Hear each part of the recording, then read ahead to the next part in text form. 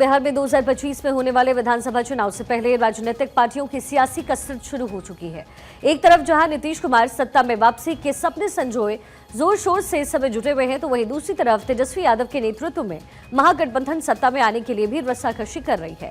इसी बीच आज सीएम नीतीश कुमार की प्रगति यात्रा शुरू हुई। जेडीयू ने एक बड़ा संदेश भी दे दिया। पार्टी की ओर से एक्स हैंडल पर एक पोस्टर जारी कर स्लोगन लिखा गया है, जब बात बिहार की हो, नाम सिर्फ नीतीश कुमार का हो। सवाल है कि अभी जब 2025 के विधानसभा चुनाव में वक्त है, तो फिर पोस्टर जारी कर किसे इशारा किया गया है। एनडीए में जब 2025 के विधानसभा चुनाव के नेतृत्व को लेकर के चर्चाओं का बाजार गर्म है और इसी बीच पोस्टर पर लिखा गया संदेश कहीं ना कहीं ये बता रहा है कि जो है वो नीतीश कुमार ही हैं।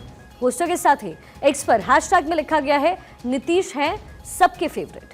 हालांकि बिहार बीजेपी के नेता ये जरूर कह रहे हैं कि नीतीश कुमार के नेतृत्व में ही चुनाव लड़ा जाना है।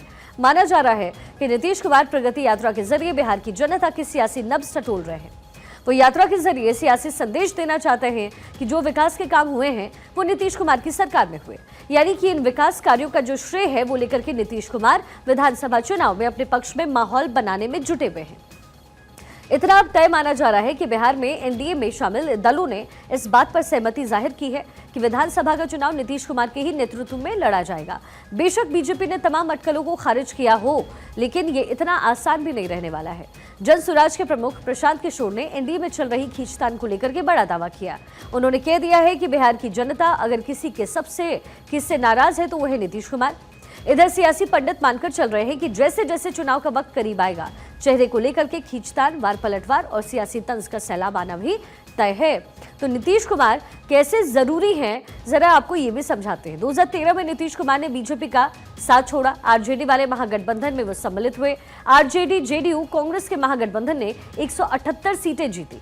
आरजेडी की 80 सीटें जीतने के बाद भी सीएम नीतीश कुमार बने। 71 सीटें जीतने वाले नीतीश कुमार का नेतृत्व स्वीकार करना पड़ा। नीतीश ने 2017 में महागठबंधन को छोड़ दिया। नीतीश ने 2020 के चुनाव में एनडीए का नेतृत्व किया। बीजेपी को 74 और जेडीयू को 43 सीटें मिली। बीजेपी ने नीतीश कुमार का नेतृत्व को स्वीकार किया। 2022 में नीतीश एक बार फिर से महागठबंधन में शामिल हो गए। 2022 में फिर से नीतीश कुमार मुख्यमंत्री बनाए गए। 2024 के लोकसभा चुनाव से पहले एनडीए में वो फिर शामिल हो गए।